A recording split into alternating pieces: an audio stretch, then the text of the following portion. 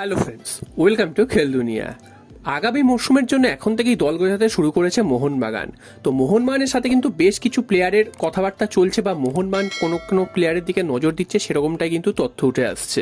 তো এখনও যদিও কনফার্ম হয়নি কিছুই, যদিও প্রাথমিক স্টেজে রয়েছে, তবে মোহনবাগানের সাথে কিন্তু একটা ভারতীয় প্লেয়ারের লিঙ্ক আপ উঠে এসেছে, সেটা হচ্ছে ছাংতে। তো লালেন্সওয়ালা ছাংতে, এই প্লেয়ারটি কিন্তু চেন্নাইন এফসির হয়ে তিনি ফুটবল খেলেন এবং এই প্লেয়ারটির দিকে মোহনবাগান নজর দিয়েছে। যদিও মোহনবাগানে একাধিক ভারতীয় জাতীয় দলের ফুটবলার রয়েছে এবং তারা কিন্তু যথেষ্ট ভালো পারফরমেন্স করছে এবং মোহনবাগানও কিন্তু ভালো পারফরমেন্স করছে, তারপরেও মোহনবাগান কিন্তু এমন একটা দল করতে চাইছে যেখানে আরও বেশি স্ট্রং হয়, আরও বেশি যেন পারফেক্ট হয়। তো সেই রকমই একটা দল গড়ার জন্য এই প্লেয়ারটির দিকে মোহনবাগান নজর দিয়েছে বলে খবর উঠে এসেছে।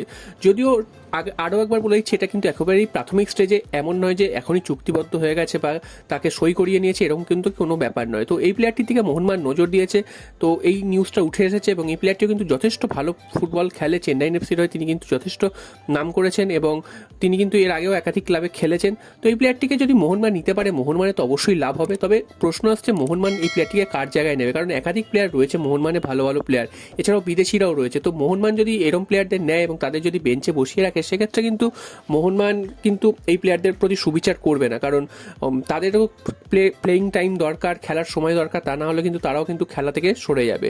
তো এই নিউজটা কিন্তু উঠে এসছে, তাই সেটা কিন্তু তোমাদের জানিয়ে দিলাম। আর আরও একটা কথা তোমাদের জানিয়ে দিই, সেটা হচ্ছে সাহাল আব্দুল সামাদ, তিনি তো চোট পেয়েছেন জানো ভারতীয় দলে গিয়ে, তো তিনি খেলতেও পারেননি আফগানিস্তানের বিরুদ্ধে ম্যাচটিতে।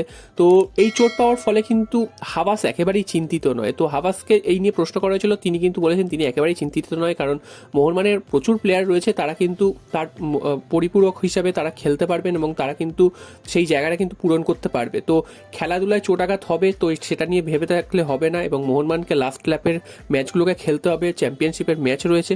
তো সেই ম্যাচ থেকে তারা কিন্তু পূর্ণ 3 পয়েন্ট নিয়েই কিন্তু ফিরতে চায় প্রত্যেকটা ম্যাচ থেকে এবং তারা কিন্তু চ্যাম্পিয়ন হওয়ার লক্ষ্যেই নামছে।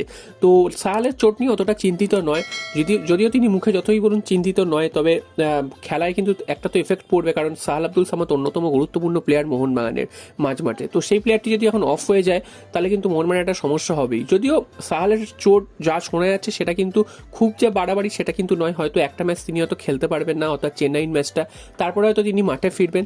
তো সেটাই কিন্তু আভাস কিন্তু বলেছেন যে তিনি কিন্তু খুব একটা চিন্তিত নন।